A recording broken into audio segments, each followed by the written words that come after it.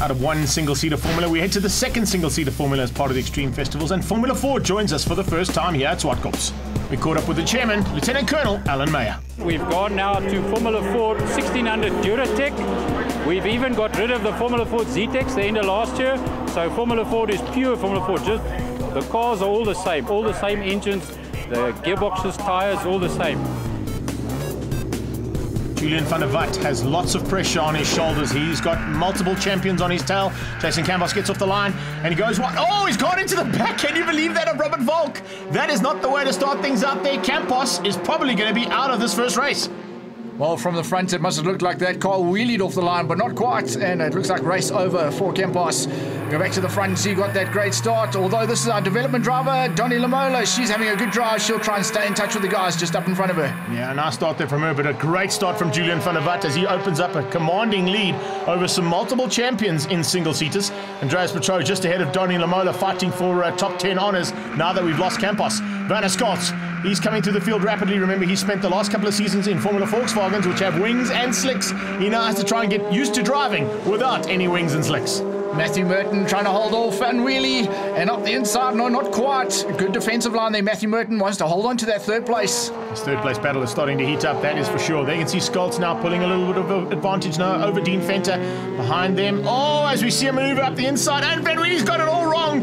He locks up going into turn 2. He tried to go around the outside of Merton. Merton kept that inside line, and Keegan Masters has run out of gears completely.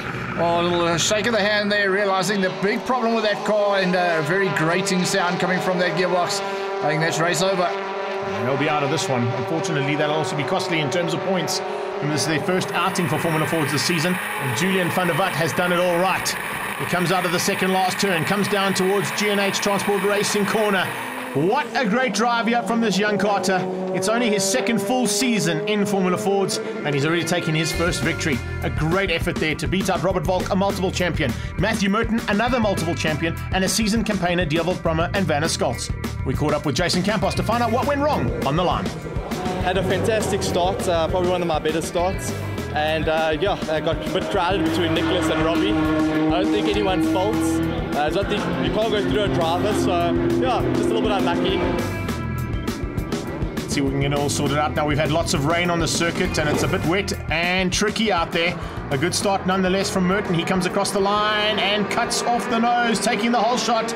Looks like Julian van der Walt is going to have to try and go around the outside. You can see he's changed the dark visor for a clear one. That might not be a bad option as Brummer comes on the attack into third place. Now going for second as they get to Renexcon. Has he been able to do it? Oh, they've forced van der Walt wide. They've forced Volk wide as well, and is just chopping and changing from those first four. Matthew Merton was the driver who got to the front, but it is very wet out there. We thought they would take it easy, but it doesn't look like it through turn 1. Looks like Werner Scholz has just taken a bit of a gamble here. He's gone out on slicks and it's not paid off. Wow! Got it completely out of shape through speed and sound sweep, and that's it. In the tyre wall, game over. Well, the chance he probably would have taken to go out for the win, it hasn't paid off for him, and it's not paying off for a few drivers out there. Julian van der Walt, very aggressive driver, and it's cost him. Yeah, he ran a bit wide coming out of Sassel. A couple of karters sneaking through there, and in fact, one of his arch rivals from the karting scene, and that is Keegan Masters.